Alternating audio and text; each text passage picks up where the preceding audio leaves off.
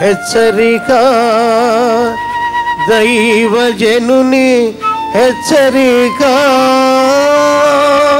హల్లెలూయా. మరొక మధ్యాహ్నం మరొక హెచ్చరికతో మీ దగ్గరకు వస్తున్నాను. వినటానికి మీరు సిద్ధంగా ఉన్నారా? కొన్ని నిమిషాలు దేవుని పరిశుద్ధ లేఖనాలలోని సత్యాన్ని మన హృదయానికి అనునయించుకొని మనల్ని మనం పరిశోధించుకోవడానికి ఇది అనుకూలమైన సమయం. రండి, ప్రార్థన. పరిశుద్ధుడా, నీకు వందనాలు. మరొకసారి మా స్థితిని మాకు తెలియజేయమని క్రీస్తునామంలో అడుగుచున్నాను తండ్రి. ఆమేన్. అవునండి, మన స్థితి ఎలా ఉంది? మనం ఎలా ఉన్నాం? ఒక్కసారి ఆలోచించండి. నా బ్రతుకులో ఏదైనా ప్రయోజనకరమైనది ఉన్నదా? మార్పు ఉన్నదా? మేలైనవి ఏమైనా నేను చేయగలుగుతున్నానా? ఇంతగా దేవుని చేత ప్రేమించబడి ఇన్ని విధాలుగా దేవుడిచ్చే ఆశీర్వాదాలు పొందుకొని ఇన్ని రోజుల నుంచి ప్రార్థిస్తున్నాను, ఆయన వాక్యం వింటున్నాను, ఆయన బిడ్డగా ఉన్నాను అనే చెప్పే మన జీవితాల్లో ఫలాలు ఉండాలి అనే విషయం మళ్ళీ మళ్ళీ దేవుడు మనతో మాట్లాడుతున్నాడు. ఫలము అన్నదే ద ఫ్రూట్, ద అవుట్కమ్. ఏంటంటే ఒక చెట్టులో నుండి బయటకు వస్తున్నాయి ఆ ఫలాలు. అలాగే మన బ్రతుకులో నుండి ప్రయోజనకరమైనది ఏదైనా ఉందా, వచ్చిందా? ఎవరికైనా మనం ఆశీర్వాదకరంగా ఉన్నామా, దేవునికి ఇష్టలుగా ఉన్నామా అని ఆలోచన చేసుకోవాల్సిన, పరిశీలించుకోవాల్సిన సమయం ఇది. దేవుడు ఈ భయంకరమైన దినాలలో ఒక పక్క మరలా వైరసెస్ పెరుగుతూ ఉండగా, లాక్డౌన్స్ ప్రకటిస్తూ ఉండగా, ముందున్న కాలం ఎలా ఉంటుందో చెప్పలేని పరిస్థితుల్లో ఉంటుండగా, ఈ పాండమిక్ ఎంత విశ్వరూపం ధరించబోతుందో ఎవరికి తెలియని పరిస్థితుల్లో యేసయ్య పాదాలు పట్టుకోవాల్సిన అవసరత, ఆయన ఇచ్చిన కృపాకాలం అంతా వృధాపరుచుకున్న మనం ఇప్పుడైనా మన స్థితిని గ్రహించుకొని మనం ఆయన కొరకు జీవించాలని, ఫలించాలని ఆశపడాలి. ఆర్భాటాలు కాదండి, పండగ ఆర్భాటాలు చేశారు అందరూ కదా. అన్ని చర్చెస్లో పొంగి పొర్లిపోయారు. ఎంతమంది జనం వచ్చారండి, పాస్టర్ గారులు సంతోషంతో నిండిపోయారు. ఓ అట్టహాసం, ఆర్భాటాలుగా క్రిస్మస్ నుండి ఇదిగో ఈ మొదటి వారం వరకు ఎన్నో ఆర్భాటాలు జరిగాయి. ఇంకా మన దేశంలో అన్ని పండగలే. ఈ కాలం కూడా లోకమంతా పండగలని గ్యాదర్ అవుతారని, ఏమవుతుందోనని ప్రభుత్వాలు మరి చట్టాలు విధిస్తూ ఉండగా, వీటి వలన జనము అందరూ ఏకంగా కూడినప్పుడు ఎటువంటి పాండమిక్ మరలా ఉద్రిక్తమవుతుందోనని ప్రికాషన్స్ తీసుకోమని చెబుతూ ఉండగా మనం కేర్లెస్గా ఉండటం, నిర్లక్ష్యంగా ఉండటం, నాకు రాదులే, నేనంటే ఏమనుకున్నాం అని వెర్రవేగడం తప్పు సుమా. మనకంటే గొప్పవారు, మనకంటే బలవంతులు, మనకంటే ధనవంతులు, మరి ఎన్నో ప్రికాషన్స్ తీసుకునే గొప్ప గొప్ప రాజకీయవేత్తలు కూడా ఇటువంటి రోగానికి, వైరసెస్కి బలవ్వటం, గురవ్వటం చూస్తున్నాం కదండి. మన జీవితంలో స్తుతి కృతజ్ఞతలు ఉన్నాయా? నాకు జీవం ఇచ్చావయ్యా, నా ఆయుష్ని ఇచ్చావయ్యా, నీ కొరకు ఏదైనా చేయాలని నేను ఆశిస్తున్నాను, నాకు సహాయం చేయమని అడిగేవారు ఎంతమంది? ఆర్భాటాల భక్తి అంచెదనాల్లో ఎక్కువ అవుతుందండి, కానీ దాని అవుట్కమ్, దాని ప్రతిఫలం ఏమీ ఉండదు. యూదా పత్రిక ఉంది చూడండి, బైబిల్లో ఒకే అధ్యాయం ఉంటుంది. అందులో యూదా, ప్రభువుకు సహోదరుడైన యూదా మొదట ప్రభువును నమ్మలేదు, తర్వాత ఆయన ఎందుకు విశ్వాసం ఉంచి ఒక మంచి దైవజనుడిగా ఆది సంఘములో సేవకుడిగా ఉన్నవాడు, అంచె దినాలలో ఉన్న సంగతులను ప్రార్థనాపరుడైన తను ప్రవచనంగా రాసినటువంటి పత్రికలో ఒక 25 వచనాలే ఉన్నప్పటికీ ఎన్నో సత్యాలు, మర్మాలు బయలుపడుతున్నాయి. 12వ వచనం 2వ భాగం చదువుతున్నాను.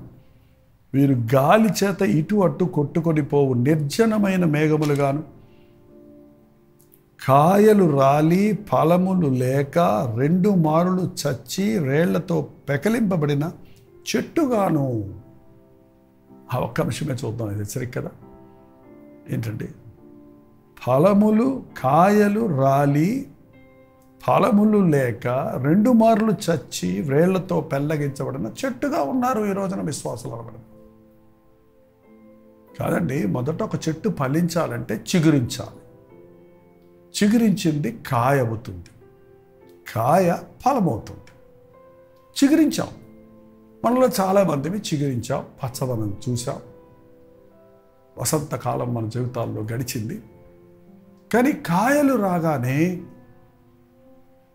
అహంకారానికో, గర్వానికో, లోకానికో, లోకపు గాలి వీచుటకో, గాలి మరలకో మనం లొంగిపోయి కాయలు రాలిపోయిన చెట్టుకి ఫలాలు ఉంటాయా? ఇక ఆ కాయే కదా ఫలం అవ్వాలి. కాయ అన్నది పచ్చిది, అది ఇంకా పరిపూర్ణమైంది కాదు. ఈరోజు సగం సగం భక్తిలో మనం ఉన్నాం, ఇంకా పరిపూర్ణమైన విమోచన కార్యం చూడలేదు, పరిపూర్ణమైన ఆశీర్వాదం పొందలేదు. పరిపక్వతను చెందకముందే అంతలోకే దేవుణ్ణి మరవటం, దేవుణ్ణి విడవటం మన జీవితానికి ఎంత అపాయమో తెలుసా అండి. ఆర్థిక ఆశీర్వాదాలు అనేవి కాయలు లాంటివి. ఆధ్యాత్మిక ఫలము మనం ఫలించాలని దేవుడు కోరుతున్నాడు. నీకు బలం ఇచ్చాడు, నీకు అందం ఇచ్చాడు, నీకు ఆరోగ్యం ఇచ్చాడు, నీకు ధనం ఇచ్చాడు, నీకు ఆయుష్ ఇచ్చాడు. వాటిని ఉపయోగించి నువ్వు మంచి ఫలాలు ఫలించాలి. కానీ వాటిని నీ ఇష్టం వచ్చినట్టు వాడుకొని అర్థాంతరంగానే రాలిపోతున్నారు ఇవాళ. కాయలు రాలి ఫలములు లేక 2 మారులు చచ్చి వేళ్లతో పెళ్లగించబడిన చెట్టు. కాయలు రాలిపోయినా చెట్టు మొద్దుంటే మళ్ళీ చిగురిస్తానికి అవకాశం ఉంది. కానీ చెట్టే మొద్దే ఎండిపోతే, పోనీ వేరు నాటుంటే కొన్నిసార్లు ఆ వేర్లు మళ్ళీ మొలుచుకు రావడం చూస్తుంటాం. కానీ వేరుతో పాటే పెళ్లగించబడినప్పుడు ఇంకా అక్కడ ఏమీ లేదు కదా. మన ఆధ్యాత్మిక జీవితాల్లో భ్రష్టులైపోయిన వారిని గురించి ఈరోజు దేవుని వాక్యం హెచ్చరిస్తుంది. దేవుని మేలులు పొంది, ఆశీర్వాదాలు పొంది, మంచి ఫలములు ఫలించుటకు బదులు మధ్యలోని రాలిపోవటం, మన జీవితాల్లో లోకపు పోకడతో కొట్టుకుపోవటం, పునాదులు పాడైపోగా నీతిమంతులు ఏం చేయగలరు? వేర్లు పెళ్ళగించబడితే ఇంక నీకు గతే లేదు కదా. దేవా, నా జీవితంలో వేరు పారి ఫలించినట్లుగా, కిందికి వేరు తన్ని పైకి ఫలించినట్లుగా సహాయం చేయమని ప్రార్థన చేద్దామా? ప్రార్థన. పరిశుద్ధుడా, నీకు వందములయ్యా. గాలికి రాలిపోయే కాయలుగా మేము ఉండక మంచి ఫలములు ఫలించుటకు, వేరు పారి ఫలించుటకు, నీ మాటను యథార్థముగా మేము హృదయములో అంగీకరించి నీ అందు నిలిచి ఉండి ఫలించుటకు మాకు సహాయం చేయి. క్రీస్తు నామములో అడుగుచున్నాము తండ్రి. ఆమేన్. తండ్రి అయిన దేవుని యొక్క ప్రేమయు, కుమారుడైన క్రీస్తు యొక్క కృపయు, ఆదరణకర్త అయిన పరిశుద్ధాత్మ యొక్క సహవాసం చేరుకున్న మనందరికీ ఇప్పుడును సదాకాలం తోడైండుగాక. ఆమేన్. 954041 నెంబర్కి మీ ప్రార్థన అవసరతలు, భారాలు, మీరు ఫలించకుండా మిమ్మల్ని ఆటంకపరుస్తున్నటువంటి ఏదైనా వేరేదైనా ఉందేమోనని పరీక్షించుకోవడానికి, వాటి విషయమై మీ సన్నిధిలో, దేవుని సన్నిధిలో ప్రార్థించినట్లుగా వాటిని తెలియచేయండి. మీరు ప్రార్థించండి. దేవుడు అద్భుతంగా మన జీవితాలను చక్కబెడతాడు. డాక్టర్ జీపాల్ యూట్యూబ్ ఛానల్ లైక్ చేయండి, షేర్ చేయండి, మీ పేరు, ఊరు కామెంట్ సెక్షన్లో వచ్చి టైప్ చేయండి. ఉచితమైతే ఈరోజు రాత్రి 9 గంటలకు లైవ్లో, జూమ్లో మళ్ళీ కలుసుకుందాం. వందనాలు. హల్లెలూయా. విజయవాడ పరిసర ప్రాంతాల్లో ఉన్న వారికి శుభవార్త.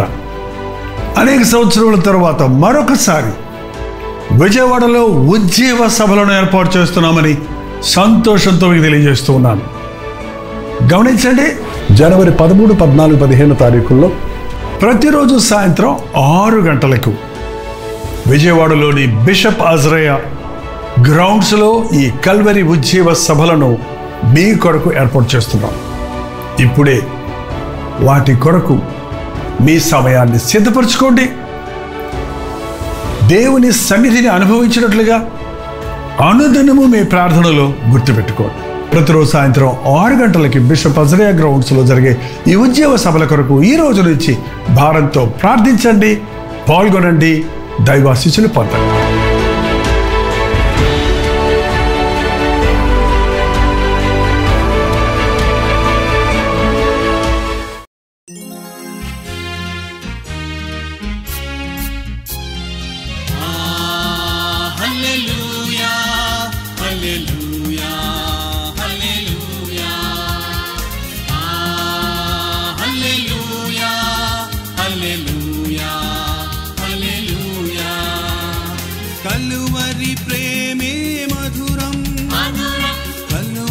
ప్రేమే మధురం కలువరి ప్రేమే మధురం కలువరి ప్రేమే మధురం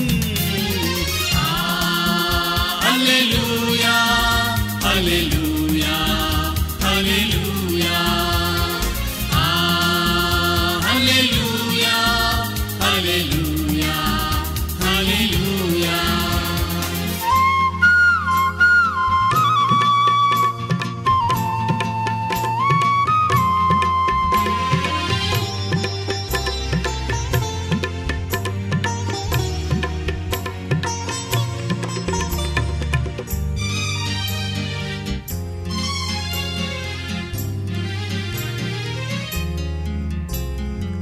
సిలువపైన విలువ త్యాగం చేసినావుగా పాపినైనా నా కొరకు చిందించినావుగా రుధిరం చిందించినావుగా కలువరి ప్రేమే మధురం కలువరి ప్రేమే మధురం కలువరి ప్రేమే మధురం కలువరి ప్రేమే మధురం హల్లెలూయా